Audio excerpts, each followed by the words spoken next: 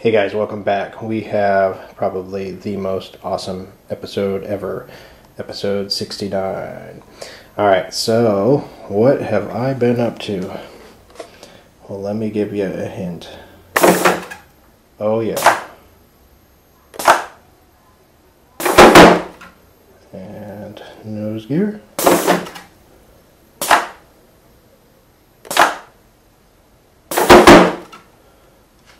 So, that's number one. Let's look at it one more time.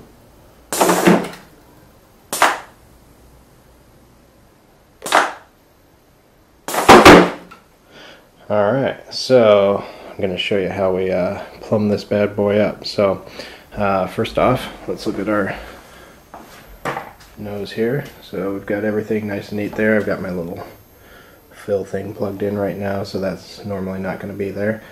Got my radio just temporarily installed. Got our wires going back there. Got our ESC fully mounted, and I should have said air lines, not wires. They go back to the back there, and they come down the side to our air tanks. The air tanks are installed with Velcro, so they're not going anywhere. On the other side of our ESC, I've got our series battery connectors going there, so that's ready to go. What else have we got going here? Oh, so I still need to run these. They're going to attach right like that, and so that way they won't be in the way. I've actually got the brakes hooked up as well. I haven't assigned those to a channel yet, but I tested it on like the throttle or whatever, and got the anti-lock brake thing going, so that works flawlessly. And I've decided that I wanted to have the receiver towards the back there, but I think it'll be a lot easier for me if I move it up front. That's just about where everybody else puts it.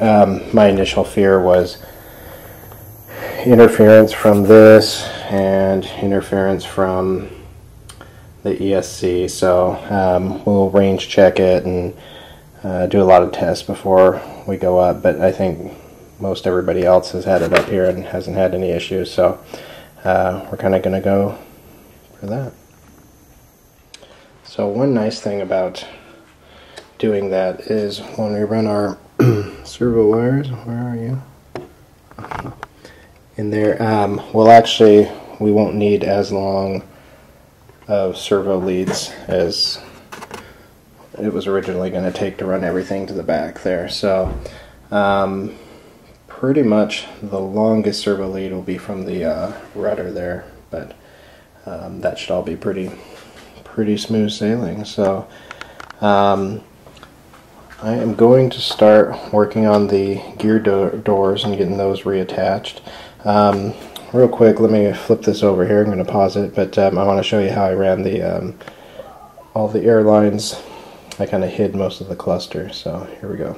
Okay, so you can see how I ran these. I got this blue, because some of the pictures I was looking at, they actually have blue hydraulic lines in the real plane, so thought that would be good. But in here you can see how I've got everything set up, and there's a pretty big challenge here. Let me see if we can get a light going.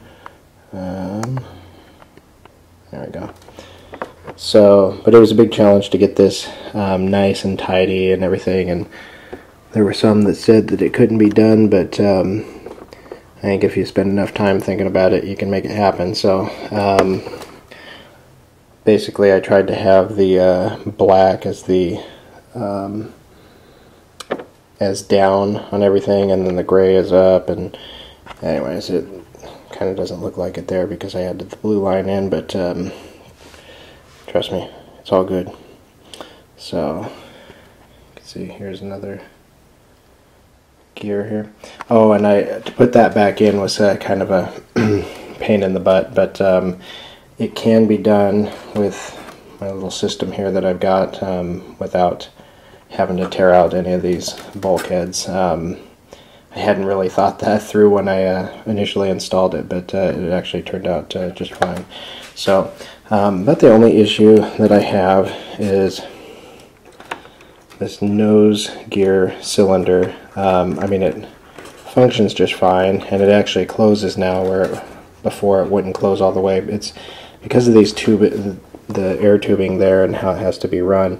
Every once in a while it will hang up this when it's trying to close here, and it'll kind of stick out a little bit. That has to run just perfect, and right now I've just pretty much got it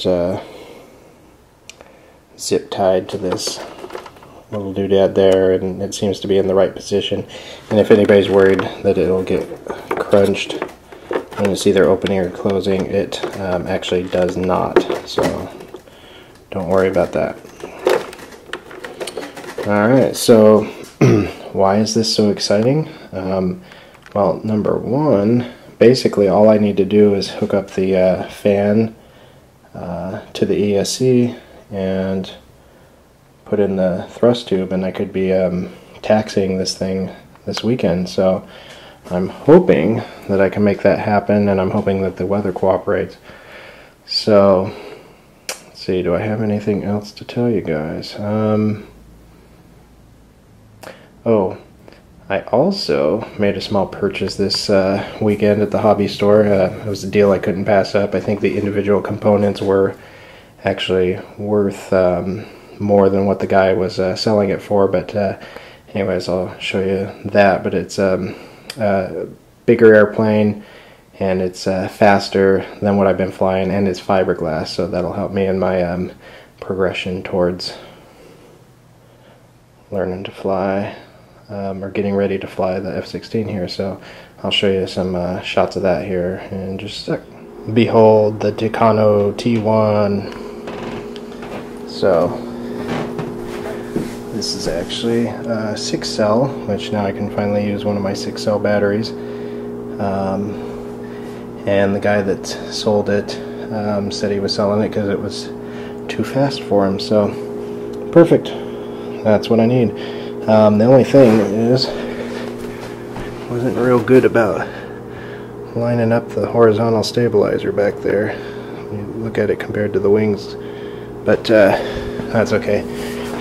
They were asking $250, and I got it for $200. I offered them $200, and that's what I got it for. So just the servos and the receiver and the motor is worth more than that. So even if I crash it, I still come out ahead. So, alright, well that's it for now. I'm going to upload the video, but we're just about there, guys.